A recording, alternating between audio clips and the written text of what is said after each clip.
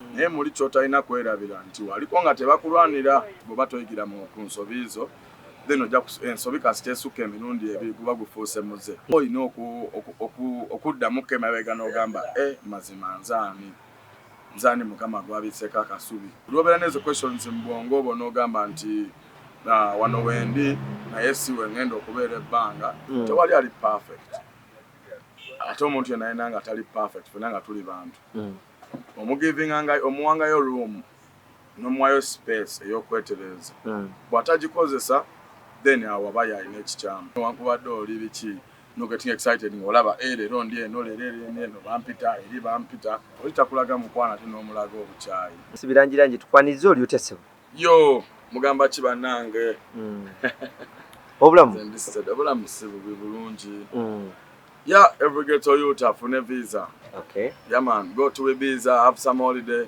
come back Uganda tell them wagamba nti buli ghetto youth afune visa olinga alaga essanyu nti kwegamba ennaku zino engeri gye tukulaba nga olinnya ennyonyi ate ennyonyi olaka wazifula bugaali sijja gamba bwento but nsobola okugamba nti ezo zonna ziba blessings from above yeah okay ate kiba kyakabi nnyonyonyonyo okwakiseputinga munaye nti kizze luli tekyaliwo kati kyekiriwo yeah n'okubanga weesunako kuba osanga asinga okuyimba ennyo bannaye abantu bayimba owulira ennaku zino abantu bayimba ne kiba kisa kya Mukama banze kyeŋŋamba oba blessings oba ki kubeera onsanze wano eno ffe tutunda mmotoka tutunda n'ebyennyanja wali omwalo guno omwalo tuguyita mwalo bwekiri 19 okay Zex Bilangilangi njagala twogere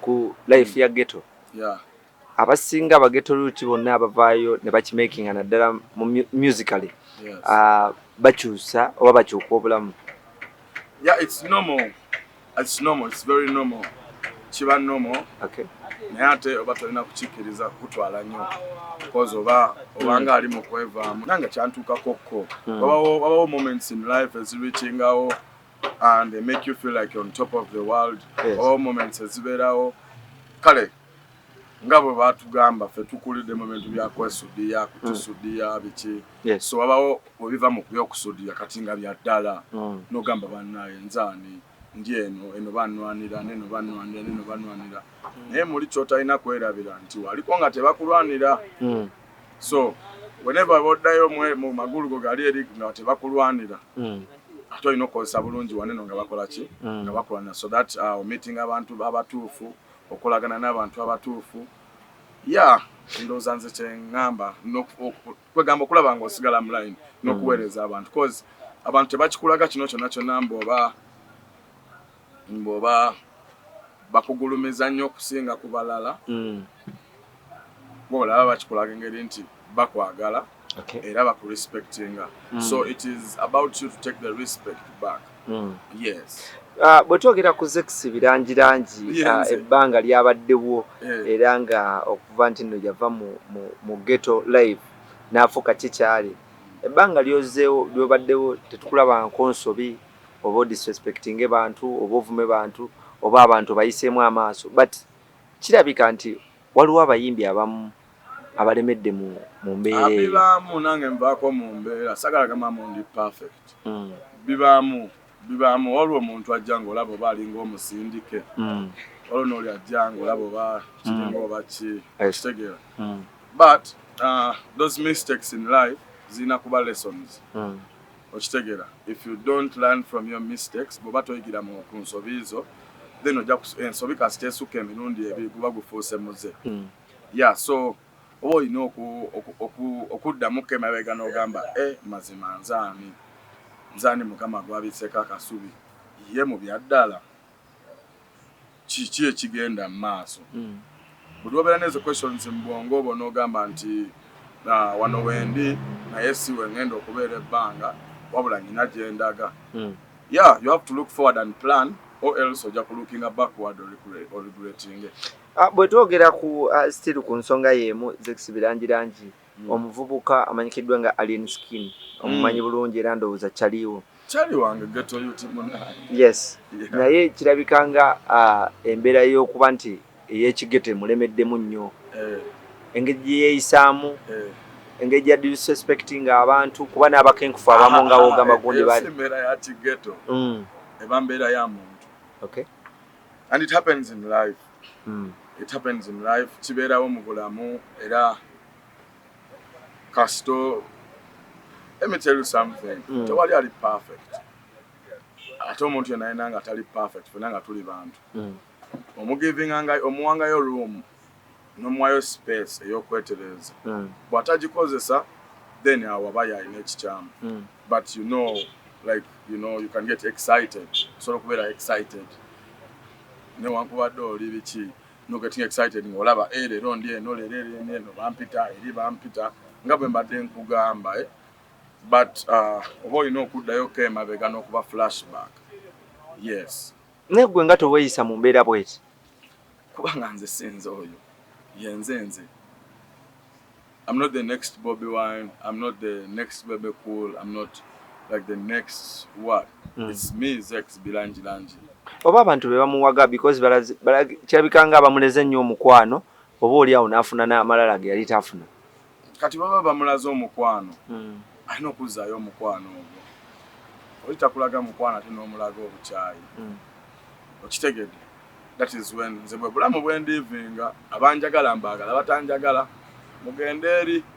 Tukimanyi bulungi nnyo nti n'empisa n'embeera gye yeeyisaamu ogimanyi bulungi Zex. Naye ye neeyisa entuufu gy'alina. Neeyisa etya?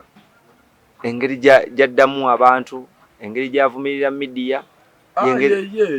That's him. Naye nga ye neeyisa entuufu gy'alina okweyisaamu. Ndoza ye bw'alaba nti ye neeyisa entuufu kubanga olaba ne zino engalo ziraba kizenkana. Yes. Naye nga zonna ziba zirina okubeera wamu okubako kye zikwata oba n'essimu oba ki like so take position. Olina okukwata position yo n'ogamba nze ndi kino. Yes. Era nyina okurepresentinga kino. Ate bangi ba ghetto youth. Okitegeera nga tebagezaako okulaga nti oba bali waggulu oba basukulumye oba ki. But with time manyi ng'omuntu oddayo emabega n'okubamu ka flashback n'ogamba wane n'ongenze astray. Kino kyeŋŋambye nti buli muntu aba yeetaagayo room okwebuulirira nga ye. Okitegeera. Twogere ku federation titukulaba ng'ogendayo buzibu ki? Meeting zituula? Meeting zituule. Nze nziyimiriza. Zituula ne lugwe tulabika. Bayita abayimbi mwe temulabikayo. Kubanga nina ensonga zange nange ze nnyimiriddeko ng'omuntu. Nsonga ki eziyinza okuyimiriza Zex Bilangilangi okugenda okuba mu meeting z'abayimbi because abayimbi okusinziira ku beboogera baga nti bali ku kosi ya kulwana na kubeera unity wamu n'okulwanira copyright. Ekyo kirungi bwe babanga kye bali mu kulwanirira. Naye nze okusinziira nga bwe ndaba tewali unity. Lwaki olowooza nti tewali unity? Kubanga nze ndaba ebintu ku social media mwe mubiteekayo abantu bali mu kulwana bali mu kwegya biki kati bwe mubanga mulina kintu kye mugezaako okuggusa ng'ate olwedde mulwanira kano akatini akatannaba nakufunika. Awo nze mba ndaba twetaagamu engeri eri oba formal. Okay. We need a formal way. Nitugamba because si a federation esoose okubeerawo ate si a federation esoose okumpita. There's a lot of federations ezibaddewo past way even before Bobby Wine, even before abayimbi bonna be tumanyi ab'amaanyi. Naye golowooza lwaki zino federations zijja ne zikomawo mu makati ne zikola ki? Kitegeeza bw'obanga otunuddemu abantu abasinga baneeno baba balina ebiruubirirwa byabwe. Maybe oba sijja kiteeka ku muntu n'omu oba ki but ebeera team. Neyagala okuyita ate bano abalala bakola ki bajegatteko. Kati nze sagala gendayo eri nga muntu nze njagala bambuuze kiki nsobola okuteeka ku music industry. Kiki kyosobola okuteeka ku music industry nga Zex nti nze kyensobola okukola ki okuyimba. Buli omu asobola okuyimba. Okitegedde. Naye generation eyasookawo ekoledde ki generation eno ffe gye tulimu nga ffe. Okitegeera. So bwe baba nga copyright bagirwaniridde ebbanga lyonna nga right now omuyimbi takyasobola kufuna endorsement nga Bobby ze baafuna nofuna mega deals nga zibiki kitegeeza like techina kye kitutwala mu maaso wabula tuli mu kushrinkinga. However much our business as the music industry erimu kukula ku very very high speed era kyobola kati abayimbi balina babawa attention, abayimbi baba respecting abayimbi newankubadde naffe tetutuukiridde like nga sectors endalalala naye kyemmanyi nga abayimbi twetaaga ekisookera ddala okuba obumu. Tulina okubeera nga fena tuli ku page emu. Ekyokubiri tulina okugyawo ebyayita tutunuulire current ebiriwo tugambe nti bannaaye omuntu omuyimbi yenna kozi bintu bingi nnyo ebiriwo mu music industry nga tetulina nakubanga like tumenyeka ng'abayimbi kubanga bwe mbanga nze omuntu omu owakadala kwalya owa TV kwalya ow'ekivulu promoter kwalya ow'ekinache okitegedde bapromoter bavaayo ne beegamba mu bakola music they don't do music basibe ebivulu kale nabo bayimbe tugambe kati nga Bitex asibe ekivulu agambe nti nze ngenda kuyimba kitegeeza bayetaaga omuyimbi so zino sectors zonna twejjemu obwo obuntu bwe tubeeramu tukwatire wamu tugambe ekituufu ki naye nga kiri ligo bintu nga biri mu mateeka n'ebinene ebyokuwandika obuwandiisi paperwork I can do that too nange nsobola okuŋŋaanya wano nenkuŋŋaanya EZD nenkwata freestyle nenkwata Nash Rhymes nenkwata Crystal Ice Jajja Pina neŋŋamba kati naffe no federation yaffe era naffe tujja kuba n'abatu supportinga naye olaba otya nga bana ab'ekibinja kino n'ab'ekibinja kino ne bafuna ba representative kale bwe batuyagadde bantu bonna kujja wamu ne bafuna ba representative ne tula ku mmeeza ne tugamba mu mateeka agayamba omuyimbi ge galiwa cause music tebamulabanga kintu naye nga za revenue nene nnyo government naye ekisinga okuba nti ekibuuzo ekisinga amakulu mu nsonga eno kigambibwa nti mwenna abayimbi abalinaana Bobi Wine mwe abatasuppootinga kintu kino federation Bobi Wine bebaliwo buli muyimbi alinaana Bobi Wine. Bobi Wine si muntu mbu atiisa. He's approachable, he's an industry child, he's an industry elder, he's an industry mentor, he's an industry banji nnyo n'abagamba nti baliraana Bobi Wine nga bali mentored by Bobi Wine.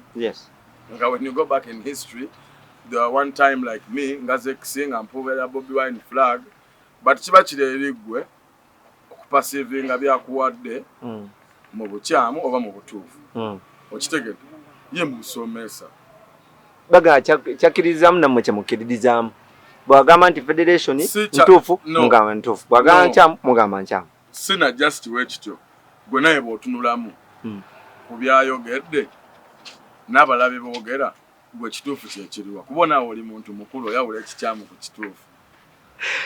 Zex nga maliriza UPRS yakuwayo kasente wangi kubanga abamu nobody simani kaba sente mulimu bwe bawana 3,500 eza dola eza Uganda 3,500 ngagenda zikola mu sowani ya mmere simanyi ke tulumanya abayimbi bannaye mulimu bwe bawa 2,200 nga jaki UPRS yazibawa nti zibasolozeza mu kuyimba abantu nabo baleke okulimba baleke okuminimize nga ba artists omuntu yenna nga creative njagala omanye ekintu aba teyakironda bulonzi kiba kitone oba kiba kirabo okuva eri Mukama Katonda nga Mukama ayisemu ye aweereza abantu because abayimbi tukola tuyimba ebintu bingi nnyo nga biva ku mutima naye ate nga n'abalala be babadde balowooza naye nga tebasobola biteeka mu buyimba kyovola ba artist abamu bakola illustrations nakuba ebifaananyi okitegedde tasobola kuyimba naye asobola kiyisa mu kifaananyi ne munnakatemba tasobola kukiyimba naye nakiyisa mu muzannyo nga bolaba tiktokers bani bagayi bali creative ku social media kati omuntu ng'ono obwongo bwonna bw'ataddemu na biki ebitali bisome nga kitone butone abamu bafuna ne enlightenment olusi nasomako koza abayimbi abasinga maani like bw'otunuulira baba bagala nnyo okusoma baba n'abantu bagezi nnyo naye olw'embeera ne kalatera bamukama bwakujjulula mu lw'ekitone kye yakuwa n'aku meeting saba abasoma abatasoma like abagagga aba middle class abawansi bonna nobeera nga communicatinga nabo okitegedde si kyangu era batokina kitekinga for granted kalate gwe no undermining oba nondi meaning nonteeka wansi nongamba nti kino kyonna kyenkoleredde oba kino kyonna kyempeereza because ffe tuli baweereza tuweereza bantu nti ate waneno wentuuse nze ndaba kale muli mubobanga okuva olwoba ki abantu nno bamanye because zino gundi manyi zibaddewo UPRS foundations biki byonna bibaddewo here lwaki tebagowinga tebatekinga another step eri bigger ne tulabayo ekintu koze ebyo byonna bibaddewo byonna bibaddewo tukoleyo ekintu ekipya foundations nyingi okitegeera so nze ngamba music nga ye waneno mu Uganda bwe kibanga kyakufuna copyright tugifune mu mateeka nga si bya bigambo ne pieces of papers ne a few people on the cabinet like nga bwe kibadde okitegeera tugenda kusigala nga tulinga abantu be bakozesa obukozesa nti ne baneno boolaba weebali ne wali on top ali mu bakozesa okitegedde so nze kyekifaananyi ng'ekyo si kyenjagala okwerabamu ng'omuyimbi kubanga mubonna bonna ababoogera tewali yankwatirayo yadde ebibiri n'ebi ogenda mu studio naye nga sebo bwe tubanga ddala music avaamu sente walina okubeerawo community studios that the government gives back to the people nze ng'omuyimbi siina genda ku embassy kwesabira visa walina okubeerawo procedures nabaga abantu nobaba muyimbi eno national treasure evaamu ebisimbi ze Uganda kozi bwe mba nga nvudde wano ne ŋŋenda e Bulaaya mba ngenze kutunda Uganda mba sigenze kutunda Bulaaya tobola bwe mba ngenda n'amatooke gange ntwala ebbugga biki kwegamba bwe ntuuka nange ne mbalaga nti this is Uganda see not just for just okitegeera